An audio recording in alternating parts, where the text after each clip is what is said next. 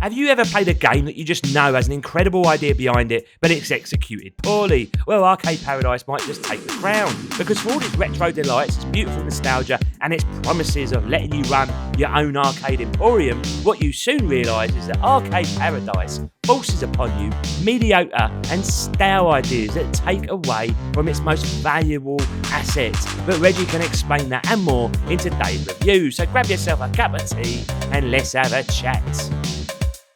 Arcade Paradise then, a game that's been out for half a year and fell off many people's radars, including my own. So upon booting this up last week, I was delighted by what I found, because here is a simulator style game where you get to run your own arcade emporium. The story is that your old man, who clearly is a bit of a twat, but he does have a shitload of money, has left you to run the laundromat business, a dilapidated hellhole of a place which we presume is a meet-up for drug dealers and crazy people. But at the back of this dump is a room with a couple of arcade machines that apparently your sister tried to get off the ground, as she believed the business made more money from the arcades than the bloody laundromat services. Well done, sister, and fair play too, because I like that they've tried a story of sorts into the reasoning of how you build up this little arcade section of the business. And so you go about your day running the laundromat almost as a front to keep old father happy, but in the background you're secretly building up the drug den into an arcade paradise. Ho hum, you'll be doing all sorts of nonsense in running the laundromat, from washing dirty laundry and cleaning people's wank socks and then putting said laundry into a dryer. It will have you collect rubbish littered throughout, unblock the bogs from people's Del Taco shits that they've left for you, and finally cleaning up the massive blobs of chewing gum scattered throughout. It's a full-time job, people, that brings in a modest amount of cash, and whilst pretty basic in gameplay, there's enough here to keep it mildly interesting in the first hour or so. But then you walk through this door here, people, and this, my pedigree chums, is where the magic happens.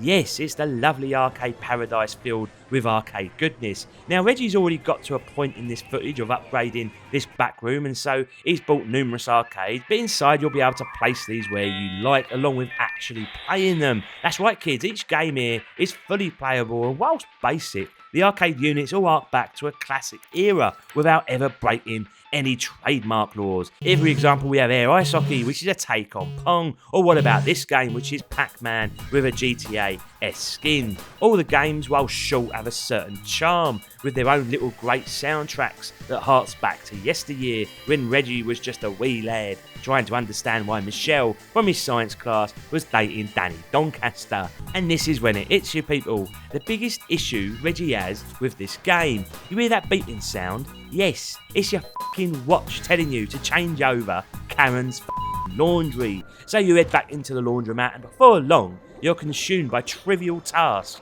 when all you want to do is go back to your little arcade paradise and play some more. And trust me, my pedigree chums, because Arcade Paradise very much is two games here, split down the middle, that makes it difficult to want to progress, as the monotony of the laundromat really starts to take over what feels like the main purpose of this game, and it soon sucks out the magic of it all.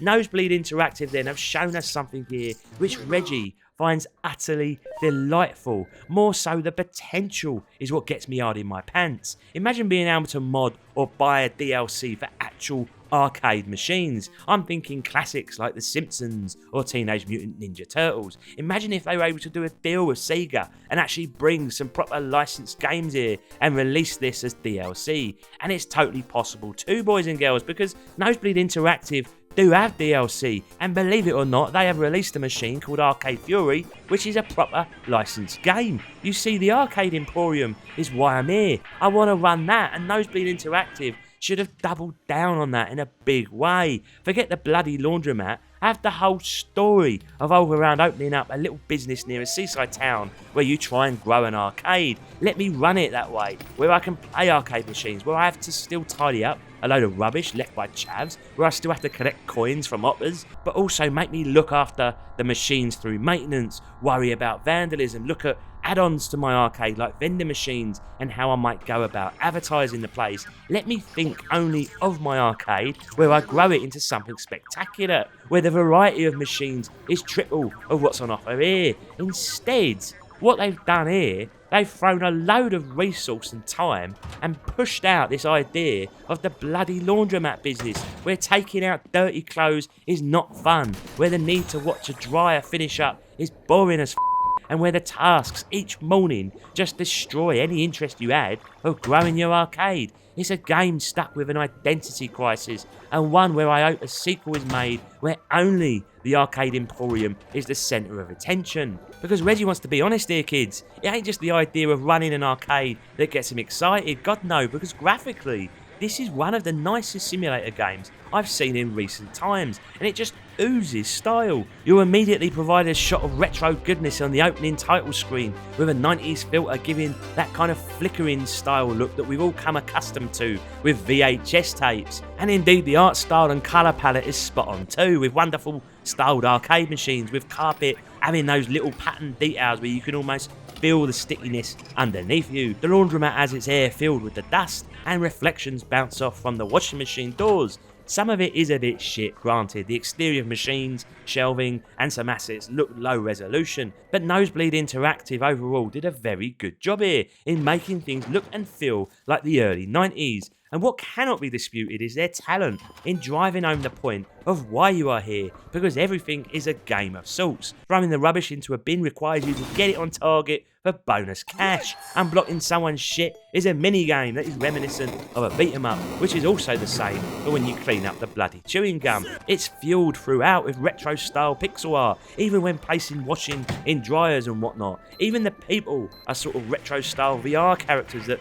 disappear as you get close, presumably to help with resources in running the game, but it still shows that the place is alive and well. The art style then is brilliantly done, and it all combines to really give a sense of time and place. Well done, boys and girls, it's a bloody good job, and I'm pleased to say it only gets better with the bloody sound. Music is exactly as you imagine it, with retro style beats on the arcade machines, with sound effects having lo-fi feels to them, and the ambience of the emporium is beautifully realised with those little coin sounds and machines being heard in the distance. And as you walk about the gaff doing utter nonsense, you'll hear music that reminds you as if you were standing in an elevator, driving home the monotony of the laundromat as you pick up yet another wank sock. Now the soundscape is limited in the sense that there aren't that many places to go, I suppose, but overall it's executed perfectly. So with that comes to my final thoughts then, where Arcade Paradise is a game which Reggie and the boys love and hate